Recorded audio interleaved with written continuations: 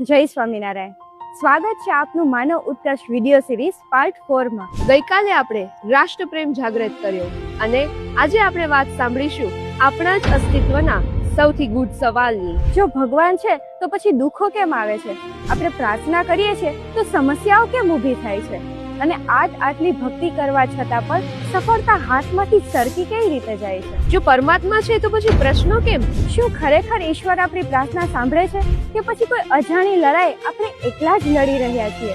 શું આ પ્રશ્નોના કોઈ તાર્કિક અને શાંતિ આપે એવા જવાબ મળી શકે? હા, આપણા જ રાજકોટના વિદ્વાન વક્તા સંત પૂજ્ય અપૂર્વ મુનિ સ્વામી પરમાત્મા છે તો પ્રશ્નો કેમ એ વિષય દ્વારા આપણા જ મનના પ્રશ્નોને પોતાની જ્ઞાનસભર વાણીથી સમાવશે. આવો આ મૂંઝવણોના રહસ્ય ઉકેલીએ માનવ ઉત્કર્ષ મહોત્સવમાં. જ્યાં જીવન બદલાવી દે તેવા ઉત્તર. જો આપના મનમાં પણ આવા પ્રશ્નોના વંટોળ હોય તો 15 એપ્રિલની આ સાંજ આપને પ્રશ્નોથી દૂર અને પરમાત્મા તરફ લઈ જશે. સમય છે રાત્રે 8:30 કલાકે અને સ્થળ છે રેસકોર્સ મેદાન રાજકોટ. શ્રદ્ધાના આ પાવન પદ પર સૌ સાથે મળીને ચાલીએ માનવ ઉત્કર્ષ મહોત્સવના 5મા દિને.